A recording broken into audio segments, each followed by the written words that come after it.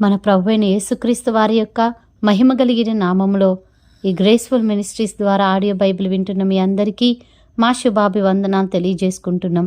ఈ దినం 72వ రోజు దేవుని యొక్క వాక్యాన్ని చదువుకుందాం. న్యాయాధిపతులు 4వ అధ్యాయము.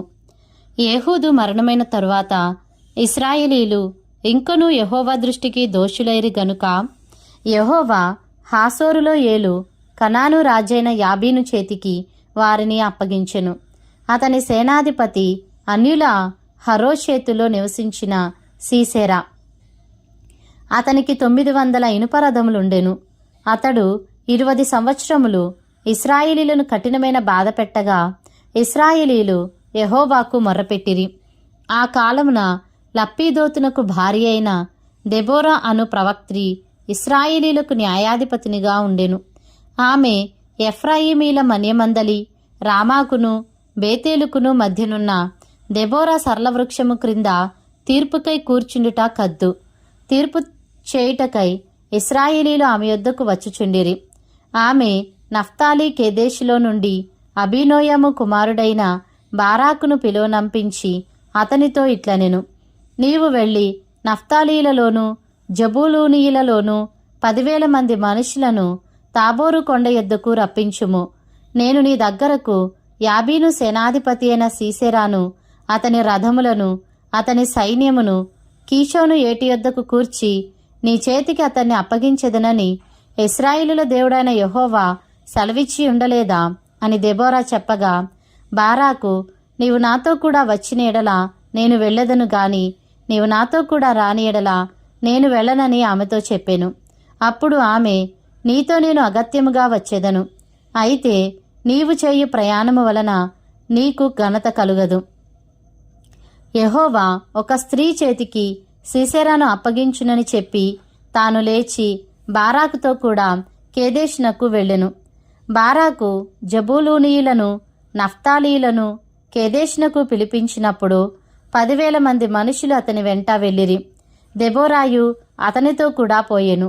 అంతకులోగా కయీనీయుడైన హేబెరు మోషే మామి అయిన హోబాబు సంతతి వారైన కయీనీయుల నుండి వేరుపడి కేదేశునొద్దనున్న జైనన్నీములోని మస్తకి వృక్షమునొద్ద తన గుడారమును వేసుకొని ఉండెను. అబీనోయము కుమారుడైన బారాకు తాబోరు కొండ మీదికి పోయెనని సీసెరాకు తెలుపబడినప్పుడు సీసెరా తన రథములన్నిటినీ తన 900 ఇనుప రథములను అనిల హరోషేతు నుండి కీషోను వాగు వరకు తన పక్షముగానున్న సమస్త జనమును పిలిపింపగా, దెబోరా, లెమ్ము, యెహోవా సీసెరాను నీ చేతికి అప్పగించిన దినము ఇదే, యెహోవా నీకు ముందుగా బయలుదేరును గదా అని బారాకుతో చెప్పినప్పుడు బారాకు ఆ 10,000 మంది మనుషులను వెంటబెట్టుకొని తాబోరు కొండ మీద నుండి దిగివచ్చెను. బారాకు వారిని హతము చేయునట్లు యెహోవా సీసెరాను అతని రథములన్నిటినీ అతని సర్వసేనను కలవరపరచగా సీసెరా తన రథము దిగి కాలినడకను పారిపోయెను. బారాకు ఆ రథములను సేనను అన్నిల హరోషేతు వరకు తరుమగా సీసెరా యొక్క సర్వసేనయు కత్తివాత కూలెను.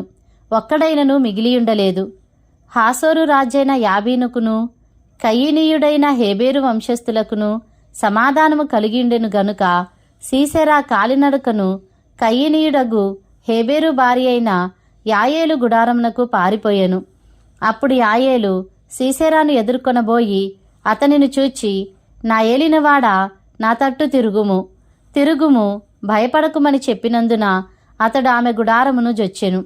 ఆమె గొంగళితో అతన్ని కప్పగా అతడు దప్పిగొని ఉన్నాను, దయచేసి దాహమునకు కొంచెం నీళ్ళిమ్మని ఆమెనడిగెను.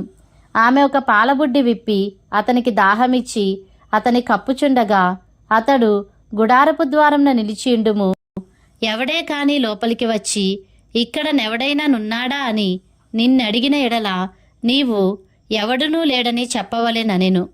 పిమ్మట హెబెరు భార్య అయిన యాయేలు గుడారపు మేకు తీసుకొని సుత్తె చేత పట్టుకొని అతని యొద్దకు మెల్లగా వచ్చి అతనికి అలసట చేత గాఢనిద్ర కలిగియుండగా నేలకు దిగునట్లు ఆ మేకును అతని కణతలలో దిగ్గొట్టగా అతడు చచ్చెను. బారాకు సీసెరాను తరుముచుండగా యాయేలు అతన్ని ఎదుర్కొనవచ్చి, రమ్ము, నీవు వెదకుచున్న మనుష్యుని నీకు చూపించెదననగా అతడు వచ్చినప్పుడు సీసెరా చచ్చిపడి ఉండెను. ఆ మేకు అతని కణతలలో నుండెను. ఆ దినమున దేవుడు ఇశ్రాయేలీయుల ఎదుట కనాను రాజైన యాబీనును అణిచెను. తరువాత వారు కనాను రాజైన యాబీనును సంహరించు వరకు ఇశ్రాయేలీయుల చెయ్యి కనాను రాజైన యాబీనుకు విరోధముగా అంతకంతకు హెచ్చుచూ వచ్చెను. న్యాయాధిపతులు 5వ అధ్యాయము. ఆ దినమున దెబోరాయు అబీనోయాము కుమారుడైన బారాకును ఈ కీర్తన పాడిరి. ఇశ్రాయేలీయులలో యుద్ధశాలులు ధైర్యము కనుపరిచిరి. ప్రజలు సంతోషముగా సిద్ధపడిరి. యెహోవాను స్తుతించుడి, రాజులారా వినుడి, అధిపతులారా ఆలకించుడి. యెహోవాకు గానము చేసెదను, ఇశ్రాయేలు దేవుడైన యెహోవాను కీర్తించెదను. యెహోవా, నీవు శేయూరు నుండి బయలుదేరినప్పుడు, ఏదోము పొలము నుండి బయలుదేరినప్పుడు భూమి వణికెను, ఆకాశము నీళ్లను కురిపించెను, మేఘములను వర్షించెను. యెహోవా సన్నిధిని కొండలలో నుండి ప్రవాహములు వచ్చెను. ఇశ్రాయేలు దేవుడైన యెహోవా సన్నిధిని సీనాయిలో నుండి ప్రవాహములు వచ్చెను. అనాతు కుమారుడైన షంగరు దినములలో, యాయేలు దినములలో రాజమార్గములు ఎడారులాయెను. ప్రయాణస్తులు చుట్టూ త్రోవలలోనే నడిచిరి. ఇశ్రాయేలీల అధిపతులు లేకపోయిరి. దెబోరాను నేను రాకమునుపు, ఇశ్రాయిల్లో నేను తల్లిగా నుండకమునుపు వారు లేకపోయిరి. ఇశ్రాయేలీయులు క్రొత్త దేవతలను కోరుకొనగా యుద్ధము ద్వారముల యొద్దకు వచ్చెను. ఇశ్రాయేలీయులలో 40,000 మందికి ఒక కేడమే గాని ఈటయే గాని కనబడలేదు. జనులలో ఇశ్రాయేలీల అధిపతులు సంతోషముగా సిద్ధపడిరి. వారి యందు నాకు ప్రేమ కలదు. యెహోవాను స్తుతించుడి. తెల్లగాడిదల నెక్కువారలారా, తివాసుల మీద కూర్చుండువారలారా, త్రోవలో నడుచువారలారా, ఈ సంగతి ప్రకటించుడి. విలుకాండధ్వనికి దూరముగా నుండువారు, నీళ్లు చేదుకొను స్థలములలో నుండువారు యెహోవా నీతిక్రియలను ప్రకటించెదరు. ఇశ్రాయేలీల గ్రామంలో ఆయన జరిగించు నీతిక్రియలను వారు ప్రకటించెదరు. వినుటకై యెహోవా జనులు ద్వారములలో కూడుదురు. Deborah మేలుకొనుము, మేలుకొనుము, Deborah మేలుకొనుము, మేలుకొనుము. బారూకు కీర్తన పాడుము. అబీనోయము కుమారుడా లెమ్ము, చెరపట్టిన వారిని చెరపట్టుము. ప్రజల వీరులలో శేషించిన వారును కూడివచ్చిరి. శూరులలో యెహోవా నాకు సహాయము చేయవచ్చెను. అమాలేకీలలో కాపురమున్న ఎఫ్రాయిమీయులును, నీ తరువాత నీ జనులలో బెన్యామీనీయులును, మాకీరు నుండి న్యాయాధిపతులను, జబూలూనీయుల నుండి నాయక దండము వహించువారును వచ్చిరి. ఇస్సాకారీలైన అధిపతులు దెబోరాతో కలిసి వచ్చిరి. ఇస్సాకారీలును బారాకును అతివేగమున లోయలోనికి చొరబడిరి. రూబేనీల కాలువల యొద్ద జనులకు గొప్ప హృదయాలోచనలు కలిగెను. మందల ఈలలను వినుటకు నీ దొడ్ల మధ్యను నీవేళ నివసించితివి. రూబేనీయుల కాలువల యొద్ద జనులకు గొప్ప యోచనలు కలిగెను. గిలాదు యొర్దాను అద్దర్నే నిలిచెను. దానీయులు ఓడల దగ్గర ఏల నిలిచిరి. ఆషేరీయులు సముద్ర తీరమున తమ అఖాతముల యొద్ద ఏల నిలిచిరి. జెబూలూనీయులు మరణభయము లేక ప్రాణము తృణీకరించుకొనిన జనము. నఫ్తాలీయులు భూమి మెట్టల మీద ప్రాణము తృణీకరించిరి. రాజులు వచ్చి యుద్ధము చేసిరి. మెగిద్దో కాలువల యొద్దనున్న తానాకులో కనాను రాజులు యుద్ధము చేసిరి. వెండి లాభము వారు తీసుకొనలేదు. నక్షత్రములు ఆకాశం నుండి యుద్ధము చేసెను. నక్షత్రములు తమ మార్గములలో నుండి సీసెరాతో యుద్ధము చేసెను. కీషోను వాగు వెంబడి, పురాతనపు వాగైన కీషోను వెంబడి వారు కొట్టుకొని పోయిరి. నా ప్రాణమా, నీవు బలము పూని సాగుము. గుర్రముల డెక్కలు సూరులను త్రొక్కెను. గుర్రములు ఎగసి ఎగసి సూరులను త్రొక్కెను. యెహోవా దూత ఇట్లనెను, మేరోజును శపించుడి, దాని నివాసుల మీద మహాశాపము నిలుపుడి. యెహోవా సహాయంనకు వారు రాలేదు. బలిష్ఠులతో కూడి యెహోవా సహాయంనకు వారు రాలేదు. కయీనీయుడైన హేబేరు భార్య యాయేలు స్త్రీలలో దీవెన నొందును. గుడారములలో నుండి స్త్రీలలో ఆమె దీవెన నొందును. అతడు దాహమడిగెను, ఆమె పాలు తెచ్చి ఇచ్చెను. సర్దారులకు తగిన పాత్రతో మీగడ తెచ్చి ఇచ్చెను. ఆమె మేకును చేతపట్టుకొనెను. పనివాని సుత్తెను కుడిచేత పట్టుకొని సీసెరాను కొట్టెను. వాని తలను ఆమె పగలగొట్టెను. ఆమె అతని తలను సుత్తెతో కొట్టగా అది పగిలెను. అతడు ఆమె కాళ్ళ యొద్ద కృంగిపడి పరుండెను. ఆమె కాళ్ళ యొద్ద కృంగిపడెను. అతడు ఎక్కడ కృంగెనో అక్కడనే పడి చచ్చెను. సీసెరా తల్లి కిటికీలో నుండి చూచెను. అల్లిక కిటికీలో నుండి చూచి కేకలు వేసెను. రాక అతని రథము తడవు చేయనేలా? అతని రథముల చక్రములు ఆలస్యము చేయనేలా? ఆమె యొద్దనున్న వివేకము గల రాజకుమార్తెలు ఈలాగుననే ఉత్తరమిచ్చిరి. ఆమె తనకు తాను మరలా ఇట్లనుకొనుచుండెను, వారికి దొరికెను గదా, దోపుడు సొమ్ము పంచుకొనుచున్నారు కదా. యోధులందరూ తలా యొక్క స్త్రీని తీసుకొందురు, ఇద్దరేసి స్త్రీలు వారికి దొరుకుదురు. సీసెరాకు రంగువేయబడిన వస్త్రం ఒకటి దోపుడు సొమ్ముగా దొరుకును, రంగువేయబడిన విచిత్ర వస్త్రం ఒకటి దోపుడుగా దొరుకును. రెండు వైపులా రంగువేయబడిన విచిత్రమైన వస్త్రము దోచుకునిన వారి మెడలకు తగిన వస్త్రం ఒకటి దొరుకును. యెహోవా, నీ శత్రువులందరూ అలాగుననే నశించెదరు. ఆయనను ప్రేమించువారు బలముతో ఉదయించు సూర్యుని వలె నుందురు అని పాడిరి. తరువాత దేశము 40 సంవత్సరములు నిమ్మళముగా నుండెను. న్యాయాధిపతులు 6వ అధ్యాయము. ఇశ్రాయేలీలు యెహోవా దృష్టికి దోషులైనందున యెహోవా 7 ఏండ్లు వారిని మిద్యానీయులకు అప్పగించెను. మిద్యానీయుల చెయ్యి ఇశ్రాయేలీల మీద హెచ్చాయను గనుక వారు మిద్యానీయుల ఎదుట నిలవలేక కొండలోనున్న వాగులను, గుహలను, దుర్గములను తమకు సిద్ధపరచుకొనిరి. ఇశ్రాయేలీలు విత్తనములు విత్తిన తరువాత మిద్యానీయులను, అమాలేకీయులను, తూర్పున నుండి వారును తమ పశువులను, గుడారములను తీసుకొని మిడతల దండంత విస్తారముగా వారి మీదికి వచ్చి వారి ఎదుట దిగి గాజాకు పోవునంత దూరము భూమి పంటను పాడు చేసి ఒక గొర్రెను గాని, ఎద్దును గాని, గాడిదను గాని, జీవన సాధనమైన మరి దేనిని గాని ఇశ్రాయేలీలకు ఉండనీయలేదు. వారును వారి ఒంటెలును లెక్కలేకయుండెను. దేశమును పాడు చేయుటకు వారు దానిలోనికి వచ్చిరి. ఇశ్రాయేలీలు మిద్యానీయుల వలన మిక్కిలి హీనదశకు వచ్చినప్పుడు వారు యెహోవాకు మొర్రపెట్టిరి. మిద్యానీయుల వలని బాధను బట్టి ఇశ్రాయేలీలు యెహోవాకు మొరపెట్టగా యెహోవా ఇశ్రాయేలీల యొద్దకు ప్రవక్తనొకని పంపెను. అతడు వారితో ఇలాగూ ప్రకటించెను, ఇశ్రాయేలీల దేవుడైన యెహోవా సెలవిచ్చినదేమనగా, నేను ఐగుప్తుల నుండి మిమ్మును రప్పించి దాసుల గృహంలో నుండి మిమ్మును తోడుకొని వచ్చితిని. ఐగుప్తీయుల చేతిలో నుండియు మిమ్మును బాధించిన వారందరి చేతిలో నుండియు మిమ్మును విడిపించి మీ ఎదుట నుండి వారిని తోలివేసి వారి దేశమును మీకిచ్చితిని. మీ దేవుడినైన యెహోవాను నేనే. మీరు అమోరీయుల దేశమున నివసించుచున్నారు. వారి దేవతలకు భయపడకుడి అని మీతో చెప్పితిని గాని మీరు నా మాట వినకపోతిరి.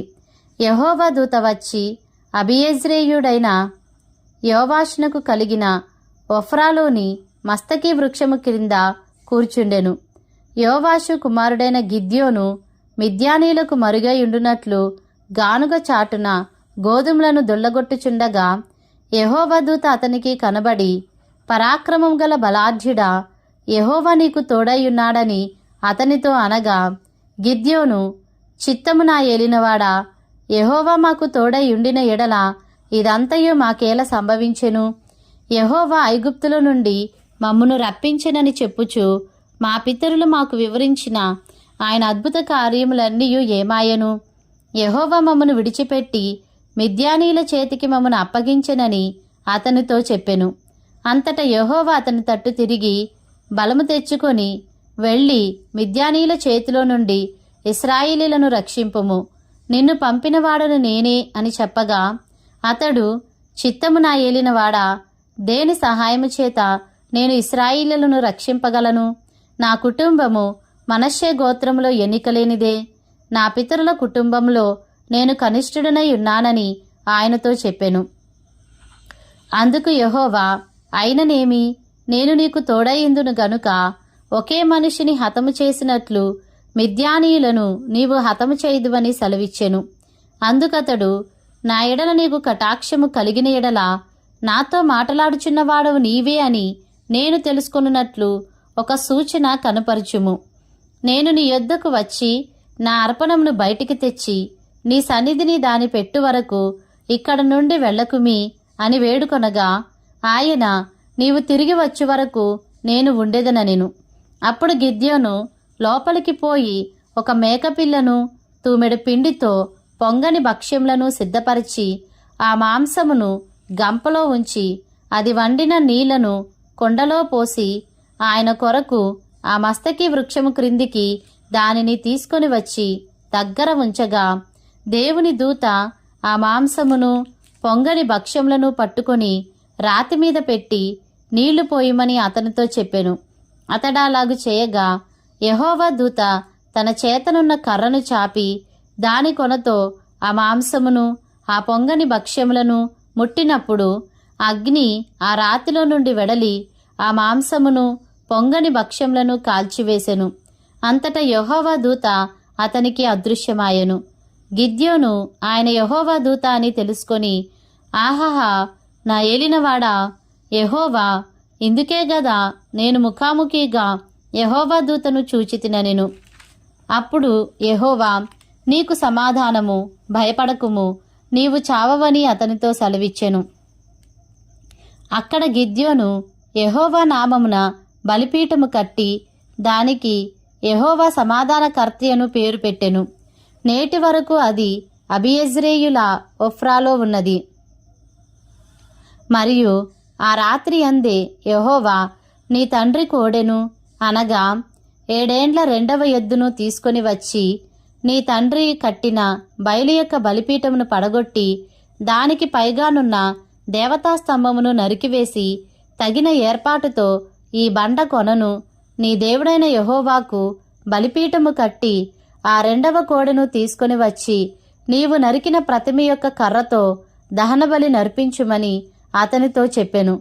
కాబట్టి గిద్యోను తన పనివారిలో 10 మందిని తీసుకొని వచ్చి యెహోవా తనతో చెప్పినట్లు చేసెను.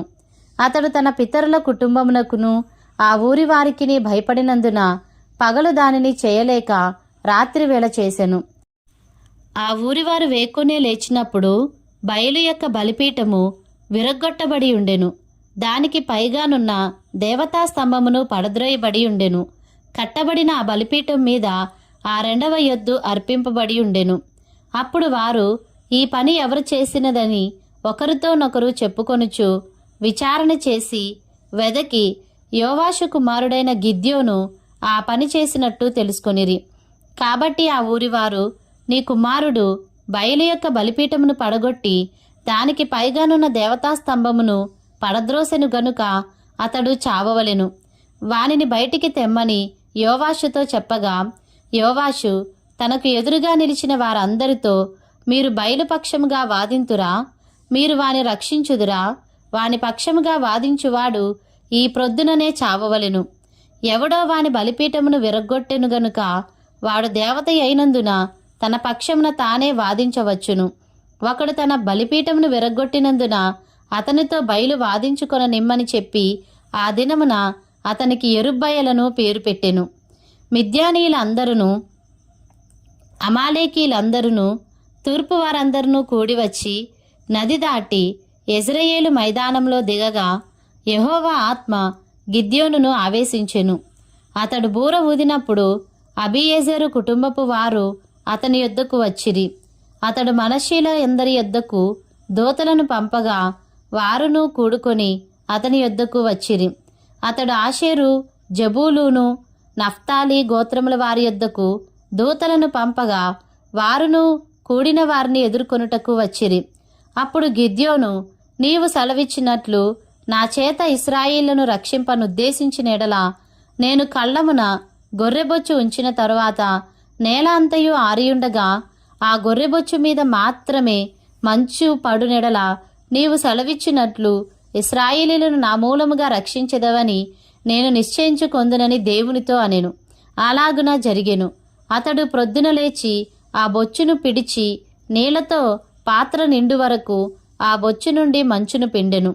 అప్పుడు గిద్యోను, నీ కోపము నా మీద మండనీయకుము, ఇంకొక మారే ఆ బొచ్చు చేత శోధింప సెలవిమ్ము. నేల అంతటి మీద మంచు పడి ఉండగా ఆ బొచ్చు మాత్రమే పొడిగా ఉండనిమ్మని దేవునితో అనగా, ఆ రాత్రి దేవుడు అలాగున చేసెను. నేల అంతటి మీద మంచు పడినను ఆ బొచ్చు మాత్రమే పొడిగా నుండెను.